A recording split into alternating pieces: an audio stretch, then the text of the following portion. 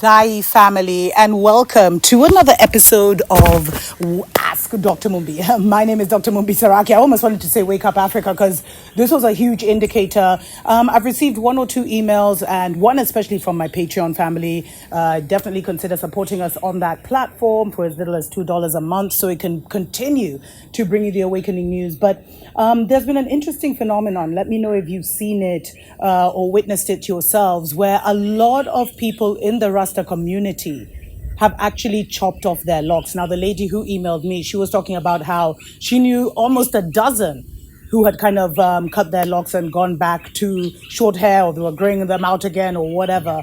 And she was wondering what was going on. And, you know, when I thought about it, I also noticed that I had so many friends, at least 5, 6 friends, family, one who even had locks still touching the ground, literally, who all in the last maybe year or two just woke up one day and felt the need to cut them off. And I feel like this is such a big sign for the turning of the ages. It's just like I was saying, like for so long, I really felt led to wear a head wrap. And sometimes I do, actually, family. Sometimes I will feel led to have a head wrap on. But now I feel like those rules are gone. We've entered a new dispensation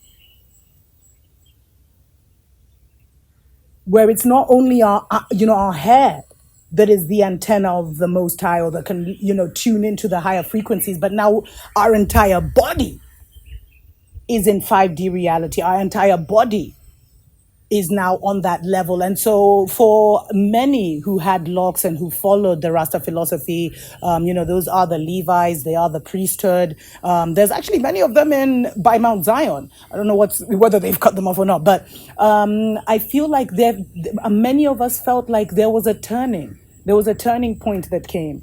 There was a turning where a certain warfare came to a conclusion,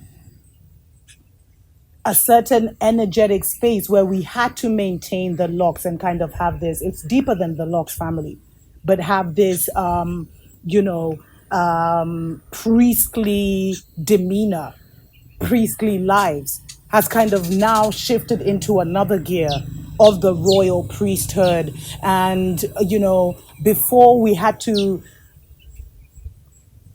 do so much, family, to maintain our purity, to remain connected to the higher realms. But now we are in the higher realms. Some of us are in 5D, 5D, and others are on way, way, way, way higher levels, family. And maybe that's why, because a lot of the locks, like our hair, held so much energy. For us who had had it for 7 years, it literally had all that energy of 7 years, or all that energy of 14 years, 20 years, 30 years. And it was like, I just feel like a certain chapter just came to an end. And if you've cut your locks recently, I'd really love to hear what was your reasoning behind it. Are you considering, growing them back? What's up?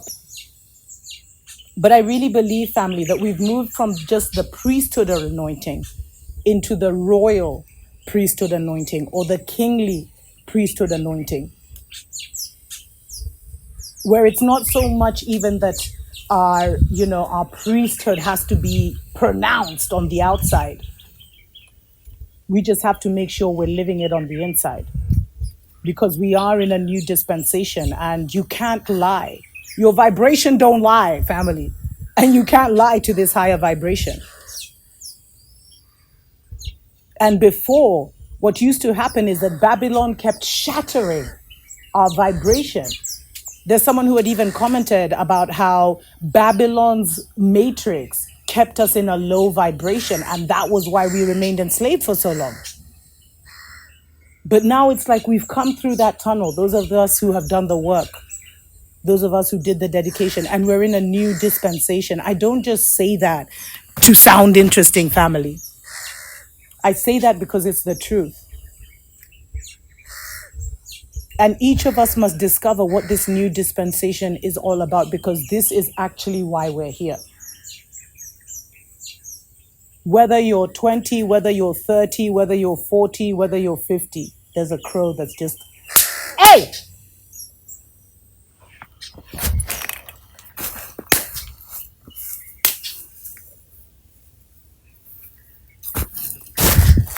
That is so interesting. I've never seen a bird that refused to move. You know, sometimes these crows, they're either your ancestors or your ops. But we are in a new dispensation, each of us family, where, dare I say, that even those who are part of the Rasta community have maybe had to go beyond that.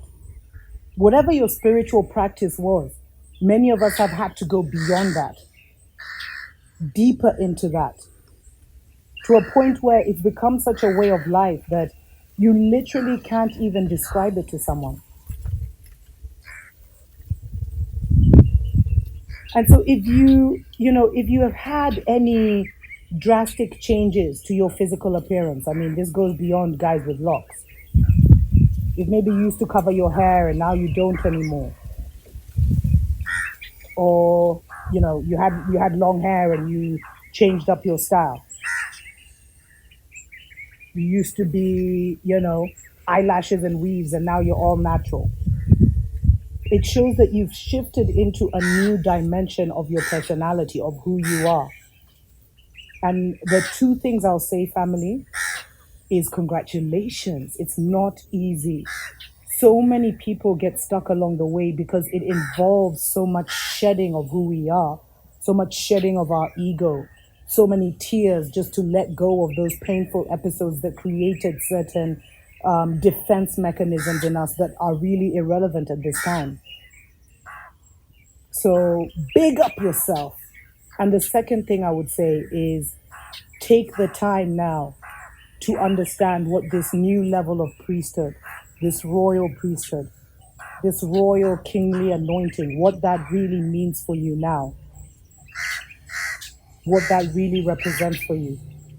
Because we are all in a new dimension, and yet this is the dimension we were waiting for all our lives. Some of us, all our lives, family.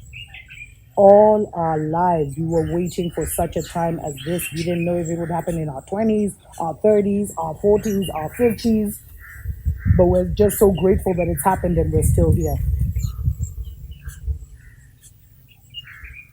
Okay, let me share this, because another thing that has happened in this age is as we've transitioned into the higher realms, we've left death and aging behind. And that death culture behind. That's why I always say create your own narrative, because your own narrative will be the vehicle that takes you from their reality into our true reality, our true realm.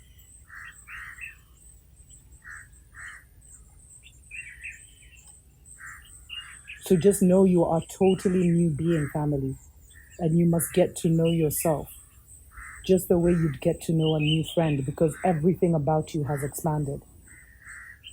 Your emotions, your mind, your ideas, your creative power, your healing power, your resurrection power. It's all just, so learn to sit comfortably in the new you. And some of us may be called to get locks again, others may not. I'm actually enjoying my hair like this. I'm actually thinking of just continuing with this whole, let's see how long the hair can get. But those are stories for other days. Special shout out to Ron Dalton family. It's amazing to announce that Soweto Theatre will be hosting the premiere of the Hebrew to Negroes movie in South Africa, and for the very first time ever in Africa. It's actually so poetically justice, such poetic justice, family, that it will be aired in Soweto for the first time in Africa, knowing just the historical importance and spiritual power of Soweto. So if you are in South Africa, definitely consider going. The date is June 11th. It's a Sunday. Go with your friends. Come one all. Tell a friend, family. You'll start seeing the billboards, as you're driving around. If you do, definitely send me on Instagram or, link me on Instagram at dr.mumbi and you'll definitely get a follow. And I will, what do you call it when you add it to your story? Yeah, I'll add it to my story. Until next time, family. Tuko pamoja.